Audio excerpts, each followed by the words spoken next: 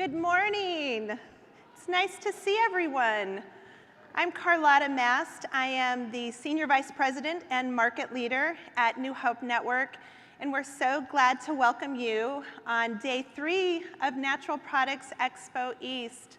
And oh, Natural Products Expo East, New Hope has been trading this event for 38 years. How many of you have been to Expo East for more than 10 Expo Easts? Do we have any folks? Yes, some back here, some long timers. Has anyone been to every Expo East? Do we have any of, I know we have some people here who have told me they've been to every Expo East, but 38 years, and each time we trade this event, we help to launch important new products, ideas, relationships, alliances, and even dance moves, as you might see in this picture. How many of you have been dancing at Expo East before? We've launched these ideas into the marketplace, and we are enormously proud of the legacy of Expo East and are very grateful that it has served as a valuable destination for the organic and natural products industry for many years. We are very proud of all the partnerships we've created with BioFoc America and our other partners, Naturally Network over the years, OTA over the years. And you know, the only constant in life is change. And after talking with many of our buyers and brands, we've learned that the time is right for changing how we serve all of you by launching a new event in 2024 that will replace Expo East and complement our long-standing Natural Products Expo West, which trades each March in Anaheim. And this new connection-centric event is being specifically designed to meet the evolving needs of our buyer community while providing brands of all sizes, especially early-stage emerging brands, with new kinds of opportunities to share their stories, their products, their special attributes and commitments with the broader natural products industry. And this event will also enable us to come together as passionate co-creators from across the industry to build a more responsible, prosperous, and regenerative world. And with that, I want to introduce to you Nutopia Now.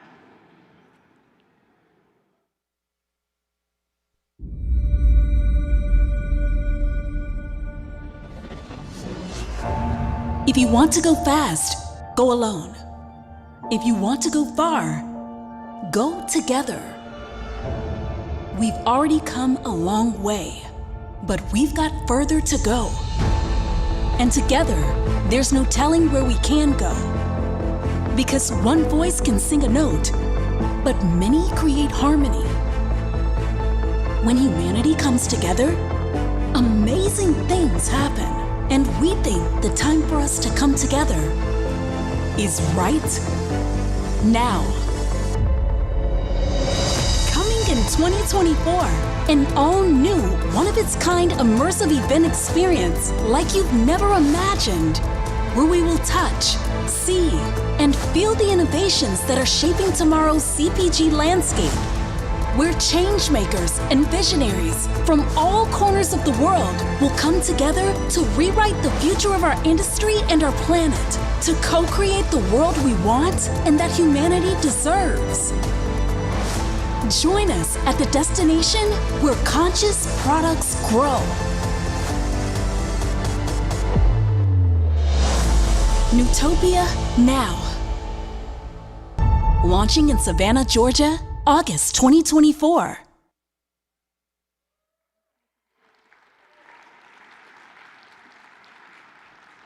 We have so much more to share with you about Nutopia Now. And so keep an eye on your email inboxes, because as folks who are attending this Vision 2030 session, you will be the first to hear more about this new business-to-business trade event experience serving the natural, organic, and conscious products community. And with that, we're going to kick into our event, which is our keynote, our Vision 2030 keynote, which is part of our annual State of Natural keynote address. And we're trying some new things. There's a lot of new things I hope you see at this Expo East, which sort of plant the seeds for the new event experience that we're creating. But we're trying some new things with the State of Natural, which is why we're calling it Vision 2030. And we're still going to provide a lot of the same kinds of data and insights that you've come to expect from our partner Spins and Whipstitch Capital, as well as bring new voices to the stage in new ways to help all of us see how we are manifesting and co-creating this future that is possible for our industry. We also want to hear more of your voices within this session. So this will be more interactive than we've ever had. And so to enable that, I hope you'll take out your phones, use this QR code to sign into our audience polling technology. Your answers will be confidential, but they will help us all understand together the collective big ideas that could shape our future. So take a moment to get that set up.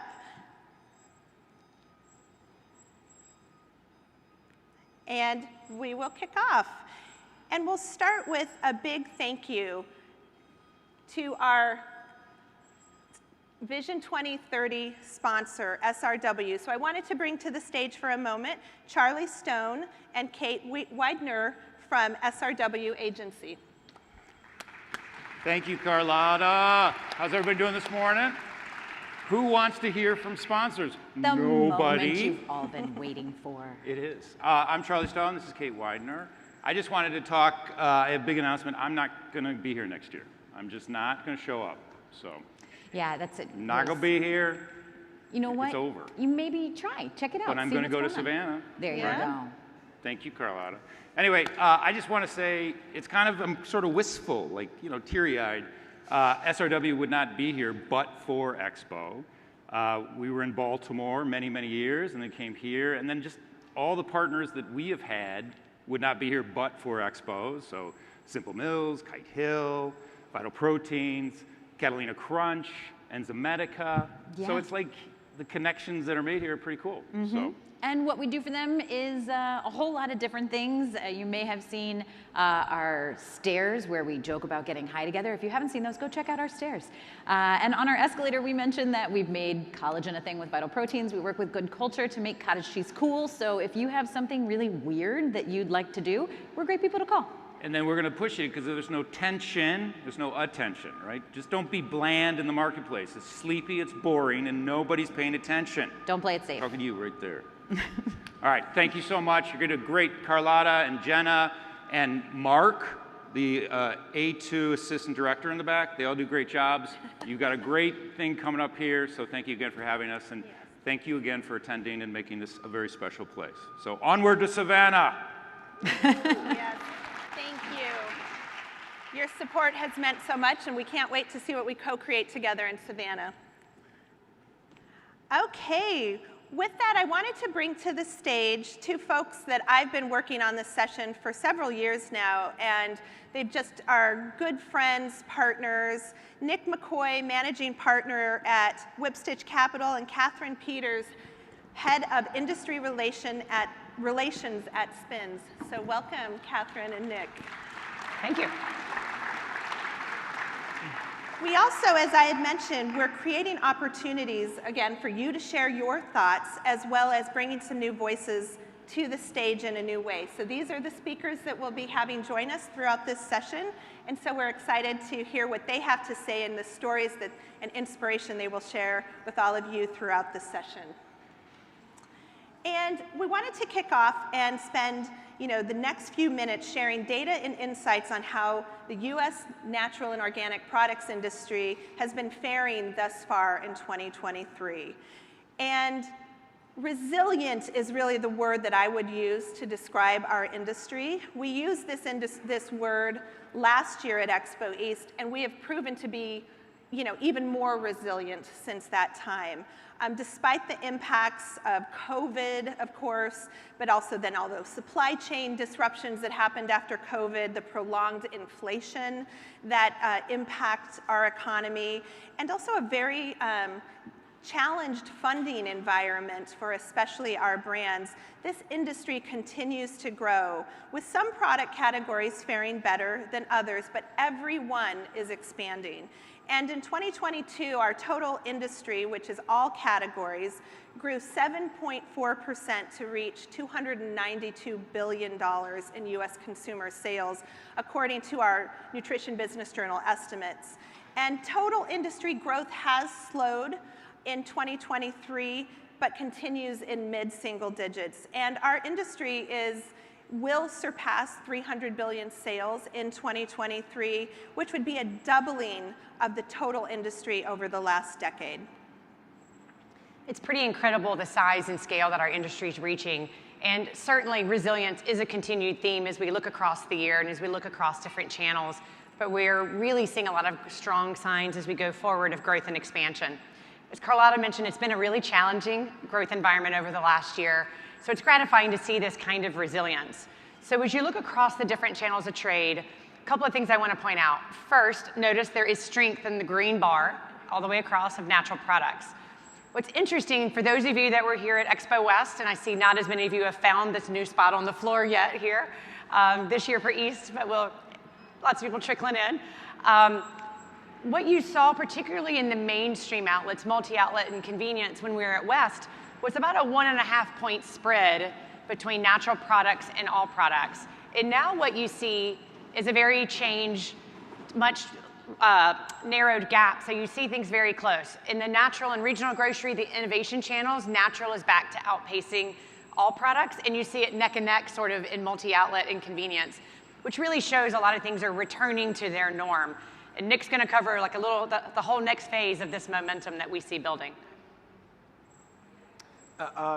One of the things that we track very closely is how the NPI, or the Natural Product Index, which in SPINS is about the 10% of the total product library of the healthiest products. It's kind of like watching the weather.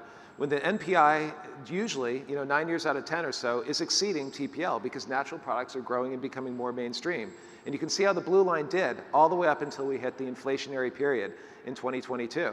And for about 9 months, the black line is 0. You can see that NPI grew more slowly than TPL during that 9 months. It was almost like an NPI recession. Well, the NPI recession is now over, because you can see in that blue circle how that line solidly goes from kind of tracking right at 0 for a few months, just stubbornly wanting to go higher, to now going higher. And that's very good looking forward. I think in the next few years, we're going to continue to see that expansion. And what's great also is our most recent all-outlet consumer panel data shows the same thing. So whether that captures if people are buying in pet stores or home improvement stores or anywhere, and same thing, we really see in these most current periods that natural products are outpacing total again, which is exciting to see for expansion. Absolutely. And being here on the show floor, we are competing with some of the sounds of just opening up the show floor at 10 a.m., so bear with us on that. But a lot of times, if you're not an exhibitor, you don't get to see what happens on the show floor until it actually opens. So you get a little bit of a behind-the-scenes look. So let's look at food and beverage. Natural, organic, functional food and beverage is the largest category, drives about 70% of total sales for our industry, and of course, it had the greatest growth for the industry last year. Natural, organic, and functional food and beverage expanded 8.6% in 2022 to $202 billion.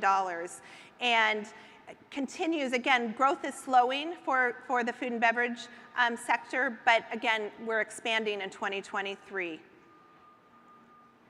And looking at supplements, we see that supplements of all the categories really was the one that was most challenged for the industry in 2022 and continues to see slower growth in 2023.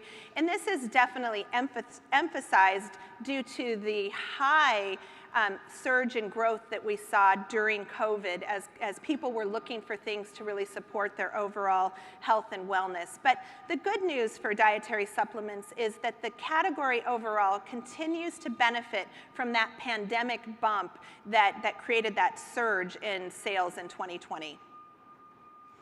And finally, looking at sales by channel, this is a very interesting story for our industry.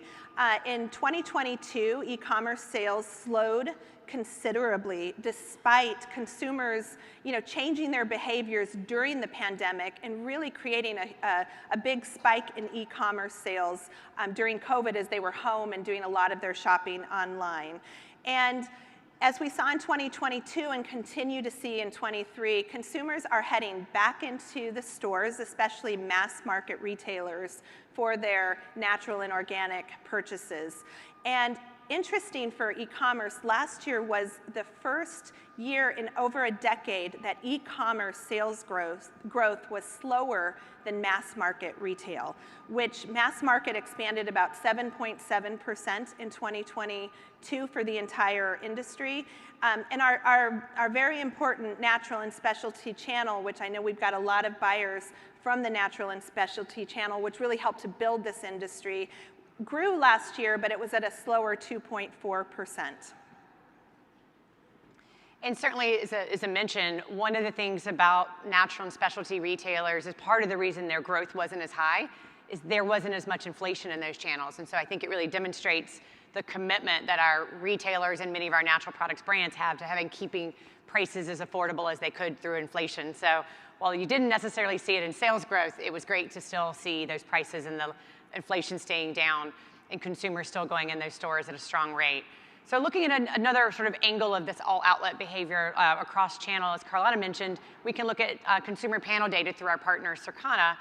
And you can see here natural product shoppers, how they spend natural products dollars versus all other product shoppers. And several things quickly to note here. And don't forget, you can come back and look at these slides later and absorb a lot more of the data, by the way, because we've got a lot of data in here. Generally, first off, about 80% of natural products dollars are in one of these 4 outlets. So these really are the 4 dominant together. Within US Food, by the way, for simplicity, we've included all the natural and independent regional grocers. So it's all within US Food. And it's really important to understand our supermarkets control the vast majority of natural products dollars being spent. So it really is where the focus needs to be. A couple other interesting dynamics. Walmart, if you notice, it's natural products, a lot less share of spending for natural than total is happening in Walmart. And the inverse for the internet being anything ordered on the internet, whether you get it at home delivery or you get it, picking up in the parking lot or in UPS, that is almost twice what for the rest of shoppers. So that means for every brand and retailer here, you need to really be thinking about the relationship between the digital and brick and mortar environment to make sure you've got really a cohesive and comprehensive strategy. As we look forward and evolve to Nutopia next year and think about what's happening in the years to come, I think it's important to take a step back and look at the history to form our thoughts about what is the Vision 2030. My first Expo East was 2003, so I think I'll start in that decade. And in that decade, 2000 to 2010, Expo East was much smaller. It was probably a third the size. Booths were smaller. And when you looked at it, many of the companies were natural products. They probably averaged less than $3 million in revenue on the total floor, and they were selling largely in the natural channel. Large strategics were buying companies at under 10 million in revenue, and they were sometimes fighting for it. You had investors that were very small funds walking around, and there were no analysts and associates. It was the principals themselves talking to founders. As we evolved into the next decade, companies grew bigger, the consumer base grew bigger, and so did the funds. More money was coming in the industry, and grocery stores started to integrate the natural products section. The products grew bigger, the customer base grew larger, and so did the exits. And more we started to see these multi-$100-million exits coming in, and that started to feed the capital cycle more, and new funds were raised that were even larger, funding more innovation in the industry. This is all positive. This enabled us to get more wellness out into the consumers. What we saw was brand exits in the beginning of the decade were about 10 million as a hurdle rate, and then they evolved to about 100 as we got to 2020. And I'm saying that generically across categories. There are some less, of course. As we go into this decade, We're seeing this move toward profitability being key. Why? Because as you think about it, if big strategics are buying companies at larger amounts, they can't scale them 10x in revenue to get them profitable. They need to be profitable already because their whole livelihood depends on earnings per share to shareholders. And working backwards, that means investors who are going to be investing in companies are going to be doing so based on the notion that they're going to reach that profitability. So if you're already there, that's even better. And then working backwards, that means even early on, the question to earlier investors are asking are, when are you going to get profitable? How big is the brand going to be? And the good news is we now have this intermediate step of private equity and larger funds coming in to fund companies when they're 10, 20, 30 million in revenue, and many times provide liquidity to those early investors. It's another liquidity step in the capital cycle that we didn't have 10 years ago. And that's very powerful because that's going to continue to draw more money into this sector as we go forward. So the vision for the next 7 years is we are going to have a number of smaller profitable companies exiting and founders doing really well. And we're going to have more and more democratization of wellness across the consumer base as the industry continues to evolve.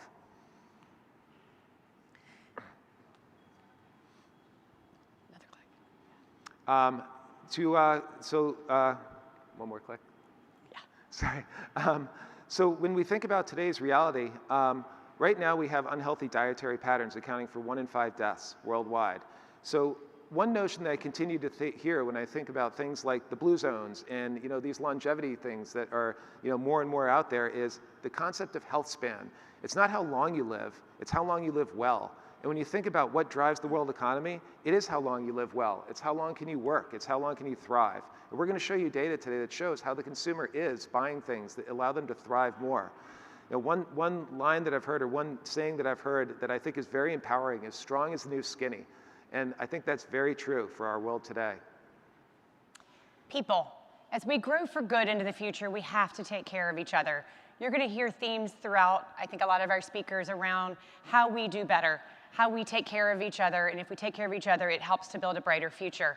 One of the things we often talk about in some of these sessions even is urban communities and the importance of access to fair wages and healthful food. Honestly, one of the things we don't talk about enough, and you're hearing more and more, I think, on the show floor this year, and we will going forward, is what happens in our rural communities. 2/3 of the 740 million people in the world in extreme poverty are agricultural workers. And if you really think about it, every one of these folks as well deserve access to fair wages, to healthful food, and really importantly, something you may not always think about is when we farm better, when we have organic farming, when we use resilient practices, those farm workers and their families are no longer exposed to the kinds of chemicals and pesticides and dangerous practices that may have been happening otherwise. So we have to do better for our people to grow for good, whether it's urban or in rural communities. And growing for good also means co-creating a food system that enables our planet to heal and ultimately thrive. The food system generates about 1/4 of industry greenhouse gas emissions. And yet we also have really powerful levers within the food system, such as regenerative agriculture and eliminating or at least reducing food waste to address the problem for everyone. And with that, we now want to hear your ideas. So there's a polling question here. Hopefully you had signed up to use our polling. And we want to know, as you think about creating the ideal future, what is your vision 2030? Where is the one place you would want to focus? And we'll start to see your ideas populate here on the slide. Regenerative, of course. Reciprocity, love that. Organic, accessibility, sustainability, access. We're going to hit a lot of these themes throughout the rest of our session. Upcycled. Upcycled's so huge. We have a partnership here with Upcycled Foods Association, so a lot of their members are here exhibiting at the show. I'm amazed at how regenerative is so large compared to sustainability. That's very inspiring. Yeah. One of the neighborhoods at our Nutopia event will be dedicated to this idea of regeneration, so excited to tell you more about that. I love seeing the intersection of many of these themes. Again, the vision we want to create is good for people, good for health, and good for planet. And you see that's what you all are thinking of as well. Exactly. So we will share these out. Keep adding your answers as we move on to the rest of our content. And so, you know, what we want to focus on for the rest of the session is really, you know, our Vision 2030, how we can actually turn these ideas into action to grow for good over the next several years. And we'll be focused on these areas over the rest of the session. So let's start with eating for health. Consumers are really recognizing the many inputs that go into physical and mental health and the important role that both foods and supplements can play in proactive health management. Over the last couple of years, we've really seen an explosion of functional ingredients coming into food and beverage. Things that traditionally you may have thought of ingredients that were taken in a supplement form are now very much moving into food and beverage. You can see here within beverages, certainly areas like detoxing and mood support, these are not things that are going to go away. And again, it's very much an opportunity for consumers to take proactive responsibility for their health and ways they want their foods to work harder for them, have more nutrient density, have more benefits as they're seeking new opportunities. One of the things as we go forward, sort of a hint for those of you looking, whether it's private label or brand development, is keep watching what's happening in supplements. The trend's been happening for decades, but is more rapidly happening that supplement ingredients are jumping over into food and beverage. So likely today's supplement popping ingredient you're gonna see in food and beverage very quickly soon after. And again, it's not just food and beverage because supplements are still very much a very core part, particularly since the pandemic, of how consumers are proactively managing their health. No different than they're looking for food and beverages to work harder for them. They're often now looking to the supplement shelves instead of going to doctor's offices and looking for prescriptions, which is a wonderful way, again, for folks to proactively manage their health. Probably nowhere so much as sleep and stress. You can see we as Americans all really suffer from sleep and stress disorders. And while the news, I think, really talked in the pandemic of all the highs of anxiety, it's interesting, the recent EY study just came out, and Gen Z is at the highest anxiety they've ever had. So it's really critical that we seek natural relief for various areas, and particularly sleep and stress. And this is another area that, without a doubt, is going to continue for the many years ahead. Along those lines, consumers want clean label. If you look at the chart on the right, clean label is over-indexing 3.2% in growth compared to the total store. Surprisingly, I was looking at number of ingredients and thinking for sure, just like all the people I've asked ahead of this on this, I was thinking for sure number of ingredients is going down. But when I looked at the data, it's actually going up. And it's going up in a very linear fashion. It's gone from 10.4, if you look at the Nielsen IQ total store, to 10.9 over 5 years. And when you look at the more decibels, it is almost perfectly linear. It's not how many ingredients are in the food, it's what are those ingredients, and do people understand them? For context, I also put meat alternatives above it. Meat alternatives is averaging 23.1. That is more than double. And that's actually interesting because we do understand that there is some inertia coming from some non-understandable ingredients there. Another kind of indicator here of this consumer mindset is a more holistic approach to their health. If you think about immunity during COVID, what did we do? We all panicked, right? We ran and we bought these immune supplements because it was the quick fix that we could take immediately. But then, and so they went up 69% immediately. A $500 million category, up 69%. But then, people started thinking about, okay, we're going to still take these supplements. You can see they continue to grow 9% over the next 3 years, but they evolved to eating more immunity-stated foods. And so that actually grew 60% over the next 3 years. So the two categories were about $500 million in Nielsen IQ in the beginning of this period, and they returned to $1 billion as people, in both together, because people slowly continue to eat more food as a more holistic approach. The other way is if you think about vitamins and supplements, kind of what is large and what is growing, when you look at these large categories, and especially performance and hydration growing, if you think about vitality, if you think about health span is activity. You know, when you look at the Blue Zone documentary, they talk about how in these blue zones, the actual amount of lifespan is positively correlated to the slope of the ground where people live, because they're forced to walk up and down, they're forced into physical activity, performance, hydration. You know, all of these things, you know, if you look at this, energy support, digestive health, these are all very important to vitality. Consumers are choosing a more active vitality lifestyle to improve their health span, and the numbers are showing it. Another thing is, if you think about people who are eating organic, organic is a great indicator here, and you look at how people eat compared to, you know, what is kind of going on with their health. When people sign up for the panel, they have to disclose their maladies. They have to disclose what ailments they have. And it's really interesting to look, the people who have these life-threatening things, pre-diabetes, diabetes, obesity, cholesterol, heart disease, they all under-index in organic. The chart on the left, 100 would be even, everybody is under-indexing. But what's interesting is if you look at people with celiac and food allergies, where they go to the doctor says, hey, you have to immediately change this in your diet, which is not organic. You have to change something else, so they get more conscious of it. I think that's what the data shows. And when they get more conscious of it, they eat more organic, they over-index. It's really interesting to see that connection between health and food in data. I love that data, Nick, and this idea of people becoming more conscious about what they're consuming. And we're certainly seeing this related to the rise in adult non-alcoholic beverage consumption.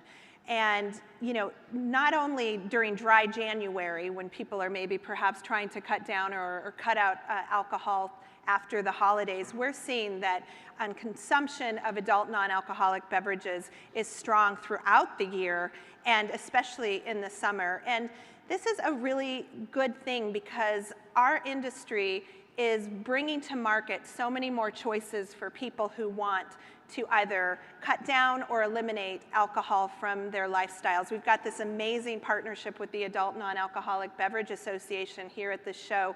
A whole section over here, if you haven't seen it yet, featuring some of the newest products in this really important category, because I believe this category is so important, because on the one hand, while you have more people who are being conscious about what they're consuming in terms of alcoholic beverages and really trying to either, again, eliminate or cut down, you also have more people, especially women, who are actually drinking themselves into very serious health conditions or even death. So this is something that's really important.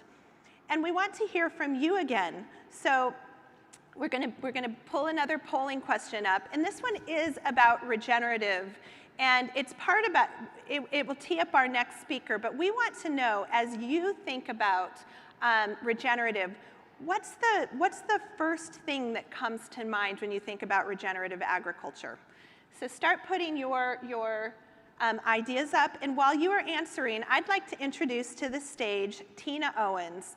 Tina is a systems leader, strategist, and futurist within the organic and regenerative agriculture movements. She leads the Nutrient Density Alliance, a nonprofit entity whose purpose is to engage both brands and the consumer in generating demand for nutritious, regenerative foods. Tina's background spans 2 decades within the world's largest food companies and includes leading transformational shifts in food and agriculture.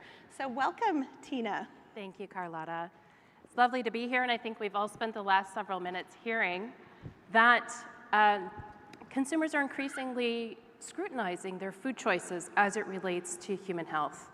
And so I'm delighted to be able to share with you another dimension of how you can engage consumers about the health of their food via regenerative agriculture. It's not only good for sustainability, but it's actually better for your health. I'm curious in the audience, how many of you are aware of the fact that there's more than $1 trillion worth of companies that say they're doing regenerative agriculture? I'm seeing very few hands go up, by the way. So the top 58 of the top 100 global food companies have some sort of commitment around regenerative agriculture, all the way from a pilot all the way up to 50% of their supply web sourcing by 2030 in the case of Nestle, for example, the world's largest food company. And so here's just a smattering of some of those companies that have active regenerative ag pilots, but How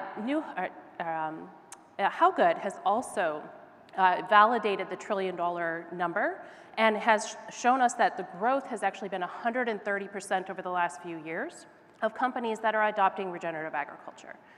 So what's interesting, and I was looking at the word cloud that was coming up about soil, what's interesting is that regenerative ag is not just soils, it's nutrition. I want you to stop and really take that in. Has anyone ever heard about regenerative agriculture actually being tied to nutrition? Is this news for you? Again, very few hands going up. So this is a mindset shift that we each need to take in from the industry perspective about what's possible in this moment. And so the slide that I have up is actually based on work from the United Nations and their Year of the Soils in 2015. So the Food and Agriculture Organization of the United Nations is talking about the fact that nutrient-depleted soils lead to nutrient-depleted humans, and that actually leads to problems known as hidden hunger. And that's when your body's eat signal stays on even after you've eaten, and it's because the food that you're eating is less nutrient dense. To the point that I can actually say fairly confidently that everyone in this room has some sort of nutrient deficiency. It's time for us not only to regenerate the soil, but to understand what it means for our own human health. Now, what's really interesting about soil health is that the organic consumer specifically has understood this space since 2020. So this is a wonderful Hartman slide showing that in 2020, the 82% of households that purchased one or more organic product annually were identifying soil health as part of their purchase intent.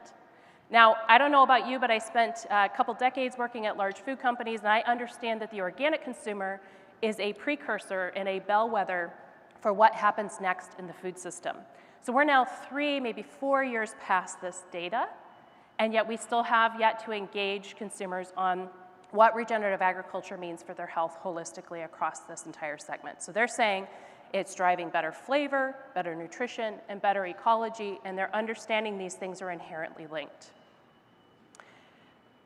So if we have $1 trillion worth of companies already here, that means that this is a mainstream movement. Regenerative ag is no longer an outsider or something that's a fringe within the movement. This is a fully arrived, fully dimensionalized movement.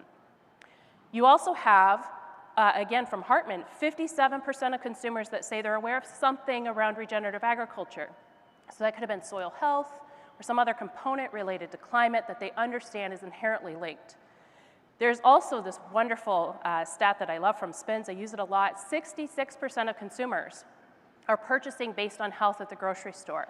So in some ways, they're aspirationally sharing that around the grocery store with various brands, but not necessarily understanding that regenerative ag offers them a choice that they can make relative to what they're seeking for their health.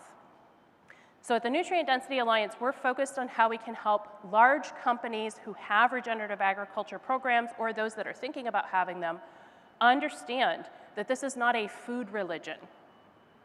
What you're talking about is scientifically based, can be measured, and can be shared with consumers, and it doesn't have to be about putting dirt on your package, which we understand can be a little difficult to message. Where you can actually lean in is the things that you already understand how to talk about with your consumers, which is taste, health, quality, and nutrition. You already have purchase intent data, trial, repeat data around these factors, putting on your hat of regenerative agriculture and finding out how you can engage consumers in this topic relative to these attributes, we think is critically important as a top-line growth opportunity for your brand going forward. Now, I get asked all the time, Tina, where's the science? I hear it even from people in the regenerative ag movement. And one of the first things we did at the Nutrient Density Alliance was we aggregated a bunch of the easier to digest articles and scientific journals that show that this is real. Now, what I have on the screen is actually somewhat of a generalization of multiple work streams that were done to show that there was a higher nutrition outcome. But I can safely tell you that of every category on the left, the animal, dairy, eggs, veggie, fruit, grains, that there is active or completed work that shows that there are higher nutritional benefits related to regenerative agriculture in each of these categories, and that it does matter for human health. Now, if you're interested in looking at some of the science on your own, I suggest taking a picture of this slide. There's a QR code on there that will take you to our website that will help you digest some of this information and give you places to start. We have it broken up by company, by eater, and by farmer, depending on who the stakeholder is. If you want to start with something easy, the Eating Well article is a very easy place to start. So if you're new to this, and you want to dive in more, and you want to see it from the type of thought-leading entities that you're used to digesting information from, we've given you several different places to start. So where are the brands? Well, there are several that are working on this and bringing the nutrient content forward. Unilever, most notably, had an article just last month, Does the Way We Grow Food Impact Its Nutrient Content? And what we're finding out is that most CPGs are stuck in this mindset of risk, scope 3 emissions, stakeholder management, shareholder management as it relates to regenerative ag, and not embracing the top-line growth and consumer angle that's available in showing them that taste, health, quality, and nutrition are an outcome of regenerative agriculture. So we ask you to embrace that mindset openly. Science is there, and the consumer is waiting. So thank you all for the time to talk to you about this morning. If you want to join us, check us out at the Nutrient Density Alliance. Thank you again. Thank you, Carla. Thank you so much, Tina, for that work. And can you imagine by 2030 if more consumers understood this connection between regenerative ag and nutrition, which would impact their daily lives?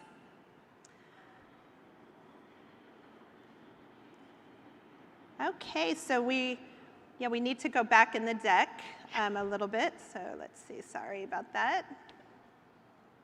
We are now going to talk about our evolving perspectives on plant-based and protein. As we've said, we have a lot of moving pieces this morning, so bear with us. So we know we're all learning about things in such different ways. We see whether it's web searches, obviously, which have now been around for decades, but the impact of TikTok and all the documentaries we have available on Netflix, it just completely changes how we learn. So while sometimes these can be the latest TikTok that's a fad that blows through, it is an incredibly powerful way for consumers to learn about ways that they can proactively learn about the earth, seek better health, a myriad of ways to get information out quickly that we didn't have before. And certainly probably plant-based is one of the most amazing examples of continued kind of groundswell and macro focus in an area. You can really see lots of the documentaries here as well as just the trend internationally of web searches.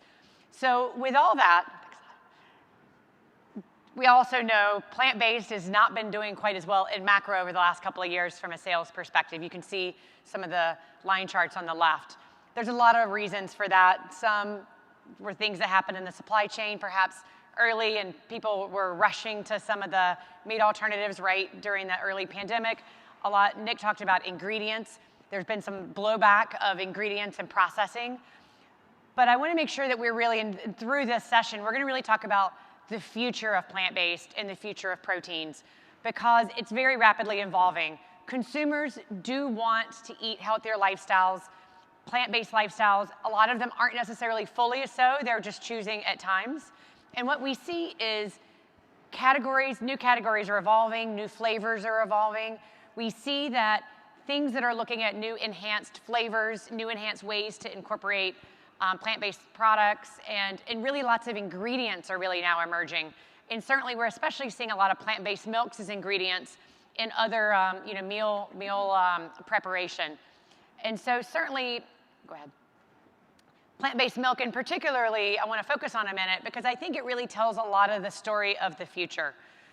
First, it's hard to imagine, we've now reached 44% household penetration on plant-based milks. That's a pretty staggering number. Traditional milks are at about 90%, so we're now at about half. And I know the doubters in the room, not that there are probably any doubters in this room, but you might be saying, well, everybody tried it, they weren't so sure. Well, if you notice, over a third of households are repeat purchases in the last year. So this is something that is very much becoming a staple part of the American diet, which is really fantastic. Certainly, some have struggled. There's been a lot of inflation in the business, but the household penetration itself in buying tells us the underlying strength. Particularly, we see oat and coconut and some of the other pea, some of the other milks being like banana and avocado is even coming on the scene. We're starting to see children's plant-based milks getting stronger and stronger, and flavored milk. So it's just really popping up everywhere. And again, it goes back to less ingredients, good for the earth in many cases, and really thinking about what's that great flavor you can use in lots of things. And would be remiss to not talk about some of the other futures of protein. And I'm going to say now, some of these may feel a little controversial, but these are the issues and the things we need to think about as we move forward into 2030 and beyond. One, of course, I think we saw a lot of the word cloud, are supporting regenerative agriculture and the many positive things it could do for the future of protein. So it's not just about plant-based. There's very much ways that we can farm and have regenerative agriculture be strong. But then we also have fermentation and some very new styles of fermentation in which dairy products that don't actually have any animals involved but have all the dairy proteins are now coming to market. Yes, we know sometimes there are some questions that are coming up, but again, these are new ways of thinking as we feed the populations of tomorrow that we need to address as an industry to think about the right way to move forward. Plant-based, as we've talked about here, has continued to evolve. And finally, cultivated meat. Probably most of us in the room don't know exactly how we feel about cultivated meat. We're still trying to internalize what it means. But the first two brands have been approved in the US. And what it really means is it's animal proteins that are actually being cultivated without additional animals being involved. And there are some pretty amazing benefits as you think about, again, our future food supply and where we can go.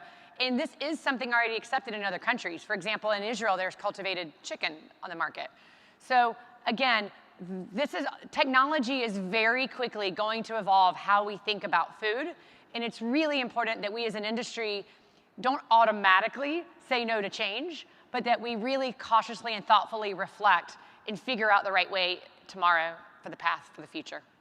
When we think very long term, beyond 2030, about the future of protein, we don't know what the future lies. But there are some things that we know today. We know the population's growing, and it's forecasted to approach peak by the end of the century.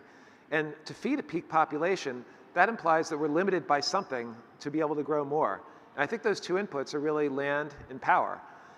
If we think about it, right now we're growing a lot of crops because we have more land than we need to feed animals. But we're not getting maximum calories. It takes about 3 calories to feed an animal that we get 1 calorie out of. So we can't, with feedlots, we can't maximize our population, right? Because we're losing it. So there's a lot of land you can't grow crops on, grasslands and marginal rocky lands and things. There'll be a lot of pasture-raised animals at that point. That makes sense.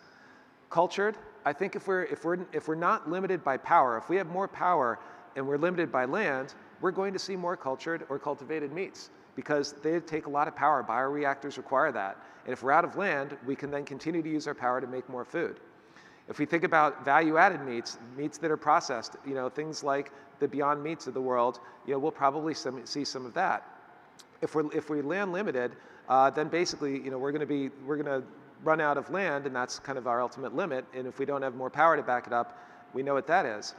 I think the one thing we can be certain of is when we think about protein and we think about maximizing calories, we will see more plant-based.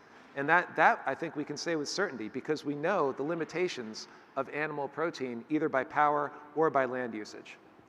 So we want to hear your ideas now related to plant-based. So, I think most of us have an opinion on plant-based. So when you think of plant-based, what is the one word or idea that comes to mind? Yes, that's what comes to mind for me. Mushrooms, mycelium, whole plant. Especially after yesterday morning's amazing. Yes, with Paul Stamets. Who saw supplement. Paul Stamets? He was so inspiring. And while you are answering, I want to bring up to the stage someone who lives, breathes, and is really influencing, informing the plant-based movement. Jennifer Stojkovic is an author, speaker, and founder of the Vegan Women's Summit, and she's also general partner at Joyful VC. So as you look at these ideas, Jennifer, anything that stand out to you? Can you see them? Yeah, I'm looking right now. Well, vegan, of course, health, but I am seeing processed is popping up there a little bit. What's surprising to you? I love seeing health. And that is standing out. Clean, health, I do see processed as well, but also whole food. Yeah. So Jennifer, tell us more about what you're seeing for the future of the plant-based movement. And here's your slide clicker. Awesome. Thank you so much. How's everybody doing? Up nice and early, here to learn about what the future of food looks like. Hopefully it is going to look a lot better than today. We are on the brink of some very exciting things. As Carlotta said, my name is Jennifer Stojkovic. I started my journey into the future of food 3 years ago. I started working in Silicon Valley half a decade ago and worked to build the startup ecosystem that we see today, working in innovation, yet personally had been plant-based for almost a decade. And as we started to see more and more people talking about the future of plant-based, it became a mainstream conversation back in 2018, 2019. And so as I learned more and more about it, I thought, how do we take the future of food and plant-based and make it the next big industry? And so that is how I created Vegan Women's Summit. But what I realized quite quickly is that despite the fact that women are buying the majority of plant-based products, we are not the ones that are building the majority of plant-based companies. Does anybody here know the percent of investments that go to women founders each year? You can just shout it out. We got 12. 8. We got 2 over here. 1.97. Not even 2. 1.97. And so when I learned that, the first thing I thought is we need to change that. We need to figure out how on earth 93% of consumer food purchases are made by women, but we are controlling less than 2% of the companies being built. And thus the birth of Vegan Women's Summit. We started with 250 women in a room. We now have 60,000 women professionals across 6 continents. This picture right here is from this year's summit, sold out in New York City, 1,100 people. So we are growing very, very quick. The future of plant-based is very, very diverse and very exciting. The first thing I want to talk about when it comes to the future of plant-based is who is going plant-based. The fastest growing demographic for plant-based is Black women, by far. This year at our summit, 25% of our attendees were Black women. Why are Black women going vegan at faster rates than everybody else? Well, first and foremost, Black women have some of the highest rates of lifestyle diseases. They see what has happened in the generations before. They don't want to have those same early deaths and to suffer from so many of the preventable diseases that have plagued their families. And so we are seeing more and more women every single day take back their health, in particular in the Black community. Does this surprise anybody? You know, we have this opinion that veganism is a white concept, but the reality is this is what the future plant-based consumer is looking like more and more and more. The next thing, so in the United States, more than 50% of Americans are learning about diet from social media. Think about that for a moment. Social media is now controlling what the future of food looks like for so many. And there is one demographic that really gets quite a bit from that, and that is Gen Z. So as we think about what do the future generations want to eat, we know that Gen Z is interested in eating for climate and sustainability. And as was covered by Nick earlier, plant-based dairy is growing in droves. Why? Because Gen Z doesn't drink it. But why is Gen Z not drinking it? They think it's gross, they think it's not good for the environment, but more than anything, Gen Z is the most diverse demographic ever in America. So as we have more and more consumers that are not white, we are more and more likely to have lactose intolerance. And that is one of the biggest reasons why more and more Gen Zers are going plant-based, particularly in the dairy category. One place where we do still struggle is the fact that plant-based meats and many of these other products continue to be more expensive, and they just don't have that buying power yet. But as they get further in their careers, as they earn more income, this could be a huge, huge opportunity for us to be creating the most plant-based generation yet. Interestingly, at the same time, they are one of the top meat-eating generations right now. Kind of represents a little bit of a dichotomy there. They are buying more processed meats than older generations. A little bit of a surprise, right, for the sustainability generation? And that brings me to my last point. In my opinion, this is one of the most overlooked consumers in the plant-based space. Women over the age of 55 control 27% of consumer buying power. I'm going to say that again. 27% of consumer buying power. Over $15 trillion is in the hands of this consumer. And latest data shows that baby boomers are actually 2 times more likely to go vegan than Gen Zers. That's a bit of a surprise. And I think one of the things that brands have mistaken is that we've really thought a lot about that up-and-coming Gen Z consumer or the millennial consumer, but the reality is this consumer is the untapped consumer. These women have a lot of money to spend. This is the healthiest retirement generation of all time. Longevity is at an all-time high for this category, and these women could unlock so much potential for the future of healthy eating. Despite so many of the climate conversations happening, the most important thing to remember is the #1 reason why people go plant-based continues to stay the same year after year. And what's that? You saw it on the screen. It's health. So with that being said, I hope that the future generations are eating more and more plants, and I hope that each of you help us get to that future. Thank you. Thank you. Super interesting insights. Thank you, Jennifer. We're going to now talk about the rise of global CPG and grocery experiences. And when we think about global CPG, the first thing that I think about is flavor. And when we look at the SPINS data here over the last few years, you can see we took basically what's the ratio of spices and flavors to meat and produce. And you can see the trend line has consistently gone up over the last few years. People want flavor, they want spices, they want food that jumps at them.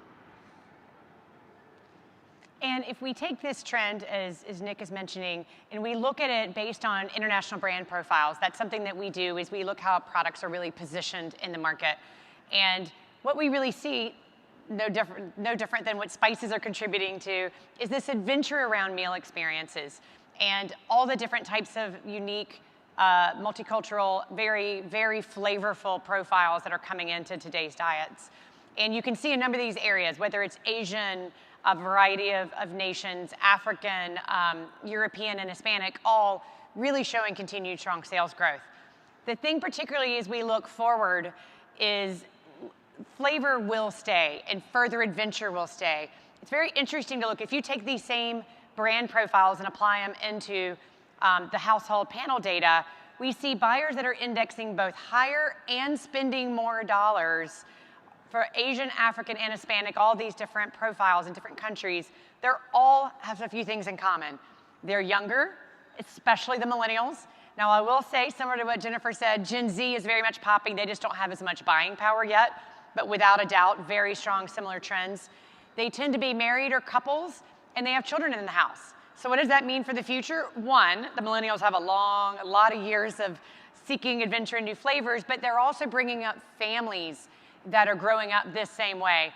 So with more diversity in America, as we were just talking about in the plant-based, it's really very much going to continue to create this global experience and adventure and sharing that's really exciting to see here to stay. And one thing that's interesting when we look in the data is that diversity actually drives revenue growth. we took the Nielsen IQ panel and we took a look at the top 20 CPGs. We looked at every single brand, and then we looked at the SPINS data of their year-over-year growth. And we basically mapped the Nielsen IQ panel data of what % white is their consumer base and the SPINS data of what is their year-over-year growth, and put those together. And when we did that, we found that the 10 CPGs that were the highest % white grew 0.6% per year, and the ones that were the lower % grew 4%. So those that have a more diverse customer base essentially grew faster than those that didn't. That shows that if you have more diversity of thought in your workforce, you can reach a broader customer base and you can get more growth. But what's really interesting is our next speaker, Vanessa from Omsom, is coming, and she shared with me that when she looks at her direct-to-consumer base of her very flavorful global food, she's got an 80% white. If you look at the panel, it indexes at 68 on average for the top CPGs, and our population is 58%, yet she's over-indexing 80. And what that tells me is we're actually we're cutting short the benefit of diversity if we're thinking about big CPGs being able to just bring a diversity of thought in to reach a broader consumer base. It's actually bringing diversity of thought in, brings the benefit of reaching all consumers. And that is actually much more powerful. That's a very powerful message for diversity. And that's why we've added to our Nutopia Now event platform a Represent Neighborhood, which will come to life next year in Savannah, that will enable all of us to see the benefits of creating this more multicultural CPG industry and our ability to then serve an increasingly diverse consumer base.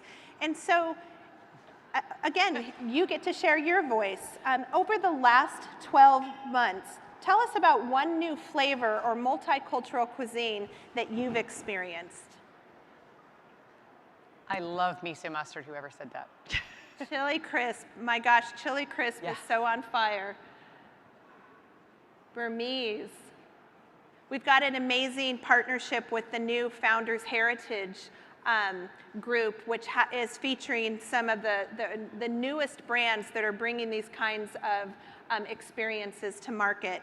And with that, I'm really excited to introduce our next speaker, who, along with her sister, is bringing a delicious, fun, memorable brand to the market as co-founder of Omsom, which is dedicated to creating easy access to loud Asian flavors. And so, Vanessa, please come join us.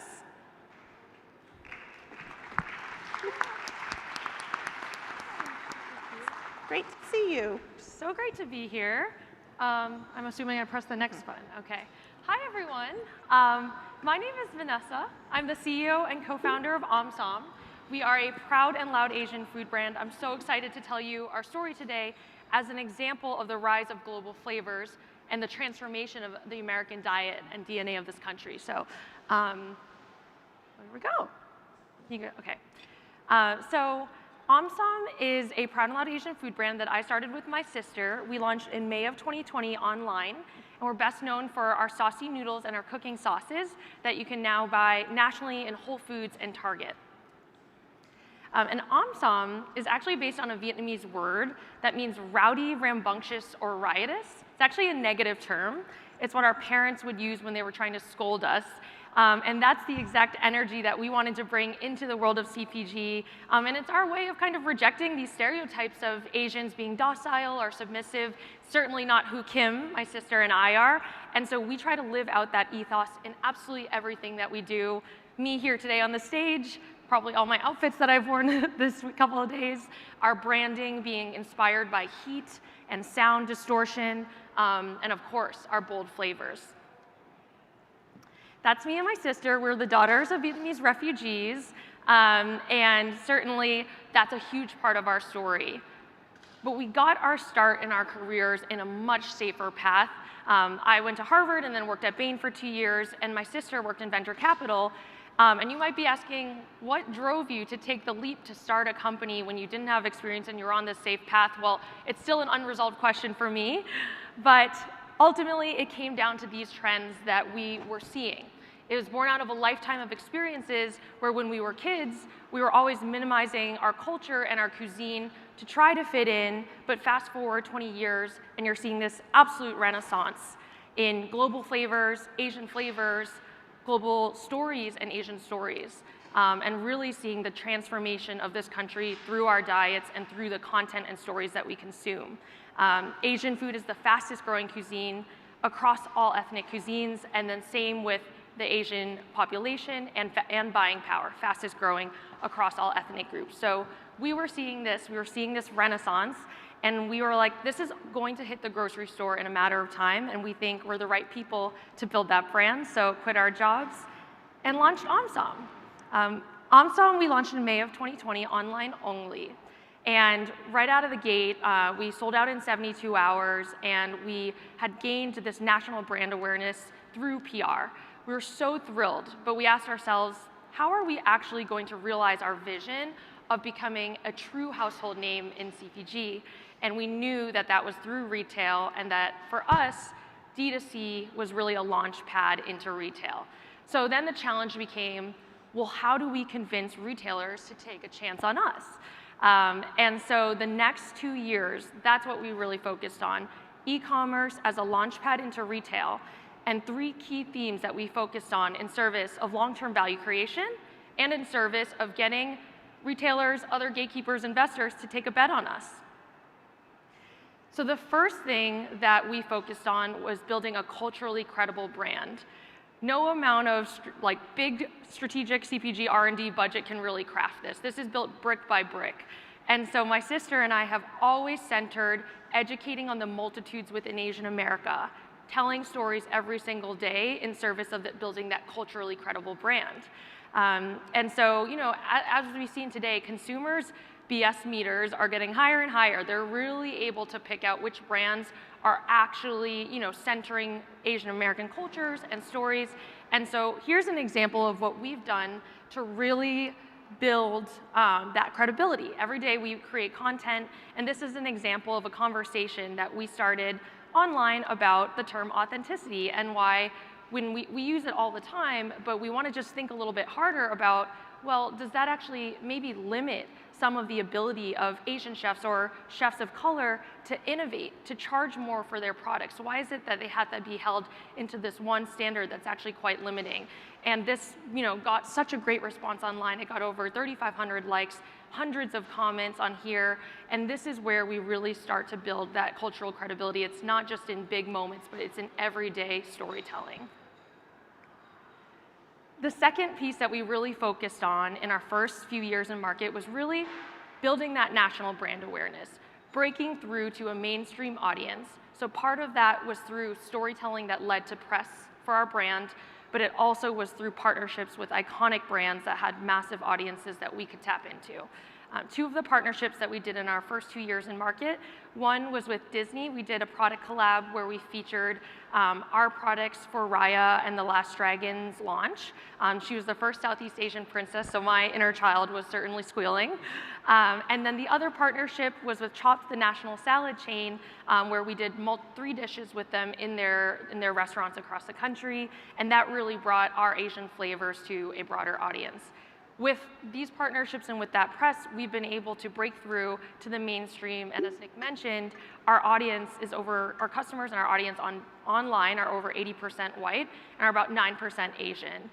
So it's a more affluent customer. It's one that indexes more towards traveling, towards culture consumption, theater, reading, all of that, and that's really where we got our start. But from here, we're really performing now on the shelf, and so that brings us to the last area that we've really focused on as a brand, which is insight-driven innovation.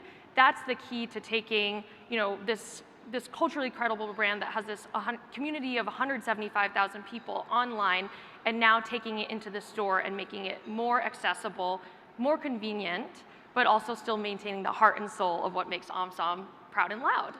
And so this year in May, we launched our newest product line, Omsom Saucy Noodles, and this was born out of some of these learnings that were really, how do we take our what we're currently known for as a brand and make it more convenient and accessible? So we started with cooking sauces. That's really what we're known for, that bold flavor, that rustic restaurant quality cooking solution, but now you've got it in a box that It has everything you need inside. You don't need any fresh ingredients unless you want to pair more on top of that. It's ready in 4 minutes, so it's faster than boxed mac and cheese. And we've adjusted the naming. So now, instead of being called Thai Krapow, which is one of our cooking sauces that's national in Whole Foods, you've got coconut lemongrass curry or chili sesame. And so it was through that research, through speaking to our community, that we learned, hey, this is actually what they're valuing when they're saying this is culturally credible. It's the flavors, it's the storytelling, it's the chefs that we partner with. But in terms of bringing in new audiences into the fold, it's about making the value proposition more convenient and making the naming more approachable to drive trial. So that's really those are the insights that we took and learned from to build our saucy noodles that you can now get nationally in Whole Foods and Target. So that's a little bit about us. We're working to change the face of American grocery. We've been so thrilled to see the cohort of brands all around us that are really driving forward this change in the grocery store and meeting the needs of not only multicultural consumers, but also the broader American public that really wants Asian flavors and other flavors from other countries. And thank you so much for letting us share our story. Thank you. Thank you so much, Vanessa. If you do not follow Omsom on Instagram, I highly recommend it. It's the most amazing content, and I cannot keep these saucy noodles in stock in my house. My teenage son has moved from mac and cheese to every day after school he makes the saucy noodles and loves them.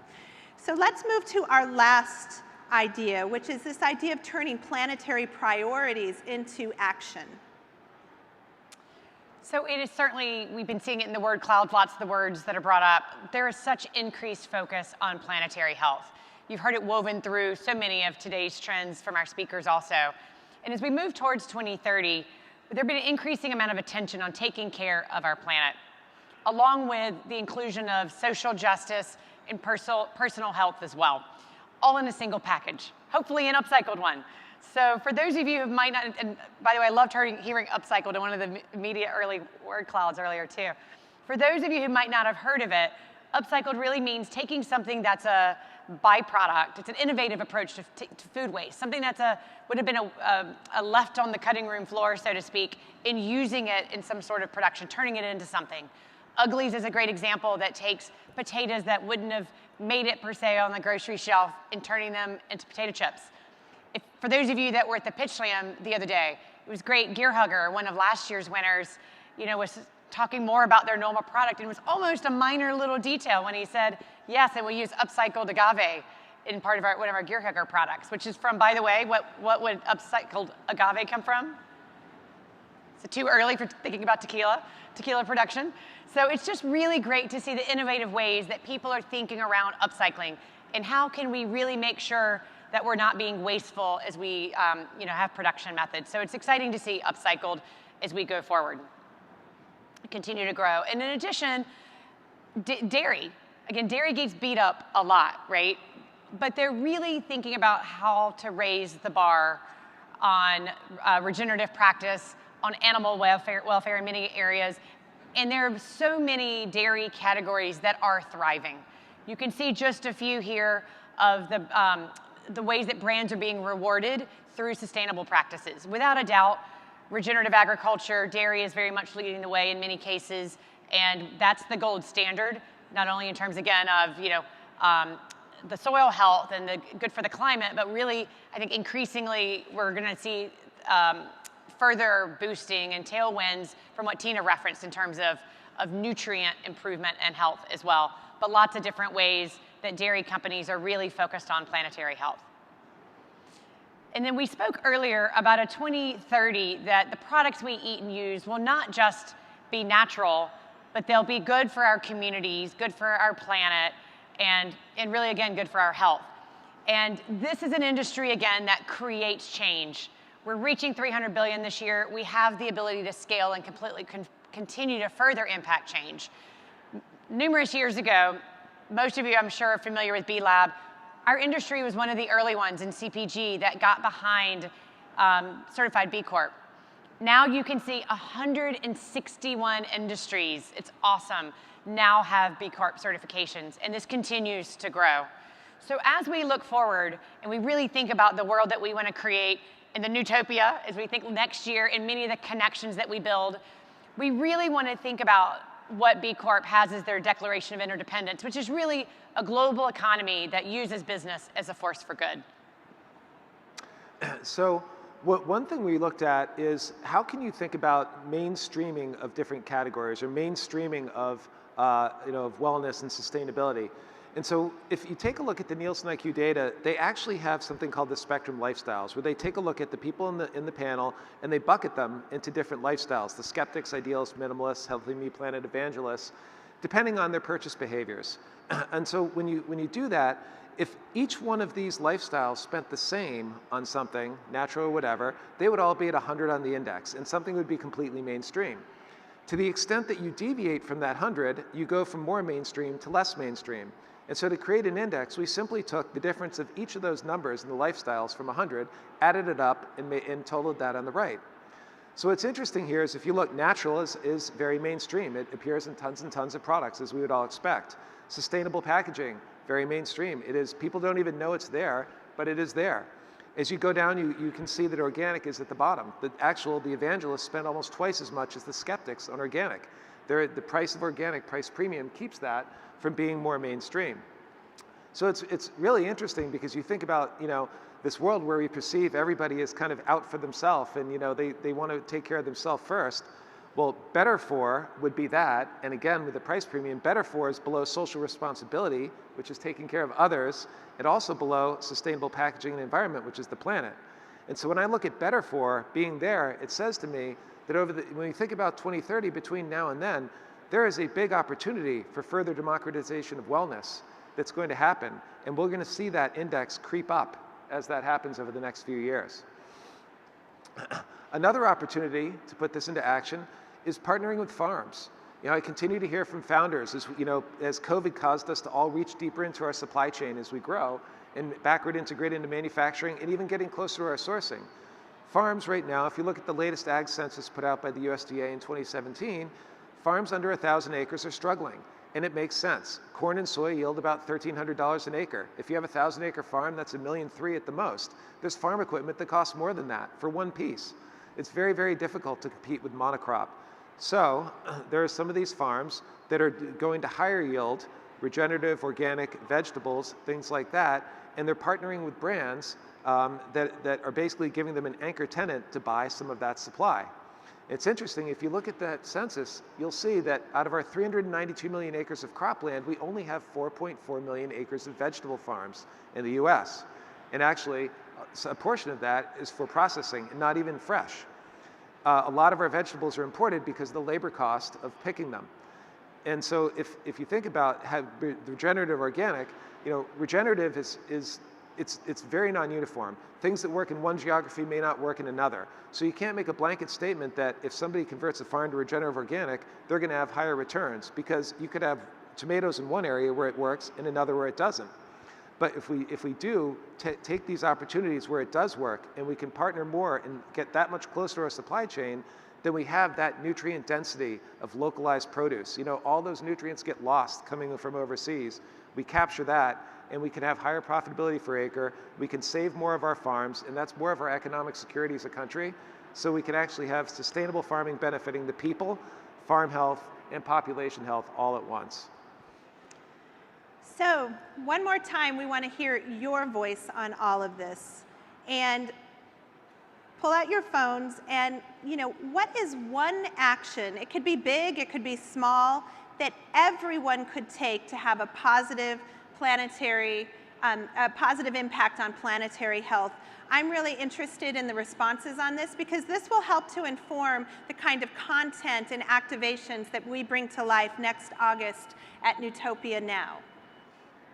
Ride share, bulk buying, recycle, vote, very much. So as you are sharing your ideas by local, I want to introduce our final guest speaker. Michael Bacher leads a variety of workplace programs at Google, including Google's Food at Work program, as well as the Google Food Lab. Michael is passionate about positively impacting food systems around the world, as he will share, and he has really been able to make this part of his reality in his work at Google. And so we're so glad to have you join us, Michael. Thanks. Good morning, everybody. I am so excited to share with you a little bit more about how we might jointly and individually shape food futures.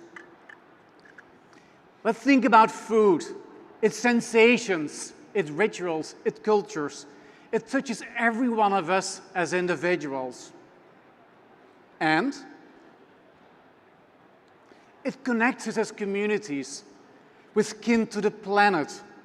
Food connects us back to the land and the sea, to natural ecosystems. It influences our health and well-being. It touches our livelihoods. It is an incredible, huge part of our economy. And food is intimately intertwined with sustainability and climate. That is why food is, for me, the great connector. And that is also when we, as food industry change makers and leaders, innovate, we can make tremendous impact in all sorts of ways, in all sorts of areas. Now, before I'm going to share a little bit more about how we're working on that at Google, let's stop and think for a moment. Think about the future of food. What does the future of food look like for you? What are you working towards? I assume natural, organic, and healthy products. But what about delicious and nutritious diets for all? Or how about a world where supply chains might be a little bit more actually resilient? Or hopefully, some of the food systems that can actually repair and restore natural ecosystems. Or if you're going to be a little bolder, maybe we can see food systems that can actually rejuvenate and revitalize both ourselves and our clients. How far can we go, and how far are you willing to go? These are some of the questions we continue to think about at Google. And food for us is truly a big thing. So I represent the Food at Work team at Google. And food has been part of our culture literally since the beginning, now almost 25 years ago. On a good day when all of us are showing up in the office these days, we can serve close to 250,000 meals per day. We do it with 60 amazing service partners all over the world, 50 plus countries. It is truly a big operation, so just like you, we are in the food business. Food at Google is how we get together, how we work and learn, how we connect, collaborate, and innovate. And our mission with Food at Google is to ultimately design and deliver food service and experiences that enable our communities to thrive. And when we think about our food future, what is it that we see? We love to see a world that can sustainably feed and nourishes all of humanity by 2050. So how are we working towards that ourselves? We've learned over the years that there is this magical intersection of what is important for us, the food team at Google, our broader ecosystem at Google and Alphabet, and the broader world. There are 4 areas where the food team at Google really is hard at work. The first one is, how might we make food system information universally accessible for all? Or how might we enable individuals to make informed, personally actually relevant food choices? Or shift diets towards sustainable, delicious, and nutritious options? Or overall, how might we make food systems more resilient? That is the future we want to go into. We've been working on this for quite a while, and for all of us, these elements are North Stars. It's not necessarily one thing. And as we worked on those 4 areas, and we continue to work on those 4 food shots, there are a number of lessons we have learned. First and foremost, find your sweet spot. Think about it. A Food at Work team at Google, thinking about broader food systems challenges. We figured out a way in areas to think and work on that are relevant for us as a food provider, as well as for our broader organization. What is your sweet spot?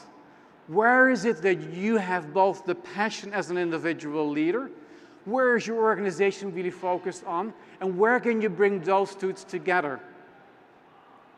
The second one is, I've learned over the years as well,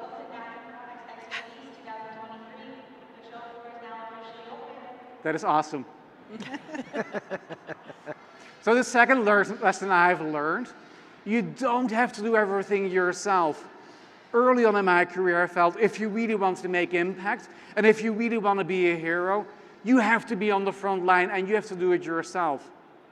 I don't believe that at all anymore, because I actually believe if you fulfill multiple roles, you can make so much more impact. Think about it. If others are doing what it is you are trying to accomplish as well, how might you support them? How might you accelerate their work? It is not about doing everything yourself, and it's for sure not all about you taking the credit yourself. And then thirdly, think about what it is you're trying to accomplish. Is it a simple, straightforward challenge, and you know the solution, it's just a matter of to get going? Or, as it actually pertains to many of the food system challenges, they're complex. There are no easy solutions or clear solutions for them, and you ultimately have to influence the system. So think about the challenge at hand and find the right solution. I started a presentation today that I believe food is truly the great connector. And I invited you to imagine the future of food, your future of food. There's a reason for that. Over the years, a sort of operating model principle has started emerging for me, a kind of motto. And it goes a little bit like this. If you really want to make impact with food, for the good of the people and the planet, first, you have to imagine the future you want to see. You have to be able to visualize it. You have to be able to articulate it. You have to get into the tiniest details, the messiest middle, and the biggest picture, because that will be the start of your North Star journey. 2, you have to believe. You have to believe that you and your organization can make a difference. Because when you believe that you can actually make a difference and you find like minds and build great teams around a common purpose, anything is truly possible. And lastly, you have to act. You have to get going if you want to make change. Get going, keep going, and it will be hard, but ultimately you will be able to achieve what you want to achieve. And that is what it is all about for me. Imagine, believe, and act. What do you imagine? What do you believe? And will you act? What will be your impact journey? Enjoy it and good luck with it. Thank you so much. And what an amazing way to end our Vision 2030, as well as to think about what we are going to co-create together in the future at this new event that we will be together at Nutopia Now. I want to thank Michael, Vanessa, Jennifer, Tina, Catherine, Nick, for sharing your information and really inspiring us today. So I hope you enjoy the rest of your Expo East. Savor every last moment of this amazing event, and we will see you next year in Savannah, Georgia.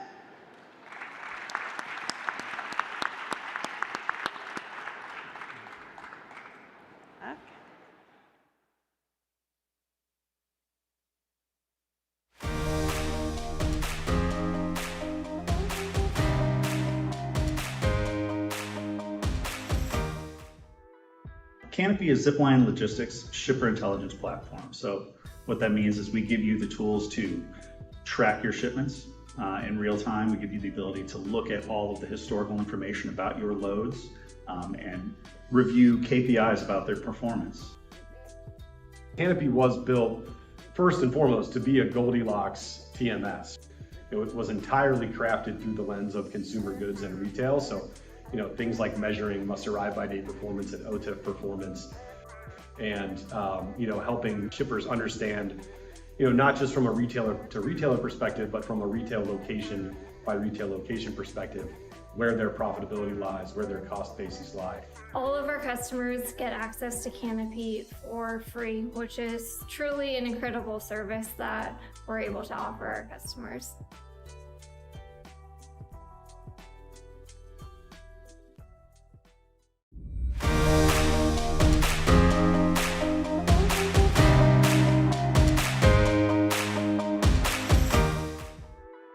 Canopy is Zipline Logistics shipper intelligence platform. So what that means is we give you the tools to track your shipments in real time. We give you the ability to look at all of the historical information about your loads and review KPIs about their performance. Canopy was built first and foremost to be a Goldilocks TMS.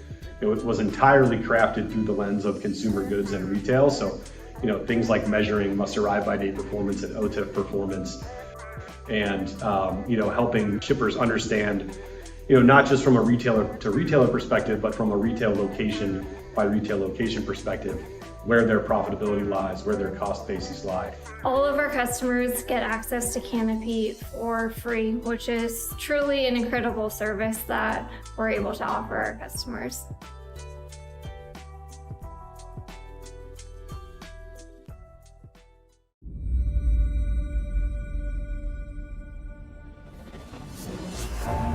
If you want to go fast, go alone. If you want to go far, go together. We've already come a long way, but we've got further to go. And together, there's no telling where we can go. Because one voice can sing a note, but many create harmony. When humanity comes together, amazing things happen. And we think the time for us to come together is right now. Coming in 2024, an all-new, one-of-its-kind immersive event experience like you've never imagined, where we will touch, see, and feel the innovations that are shaping tomorrow's CPG landscape. Where change makers and visionaries from all corners of the world will come together to rewrite the future of our industry and our planet, to co-create the world we want and that humanity deserves. Join us at the destination where conscious products grow. Nutopia Now. Launching in Savannah, Georgia, August 2024. Canopy is Zipline Logistics shipper intelligence platform. So what that means is we give you the tools to track your shipments in real time. We give you the ability to look at all of the historical information about your loads and review KPIs about their performance. Canopy was built first and foremost to be a Goldilocks TMS. It was entirely crafted through the lens of consumer goods and retail. So, things like measuring must-arrive by date performance and OTIF performance, and helping shippers understand, not just from a retailer to retailer perspective, but from a retail location by retail location perspective, where their profitability lies, where their cost bases lie. All of our customers get access to Canopy for free, which is truly an incredible service that we're able to offer our customers.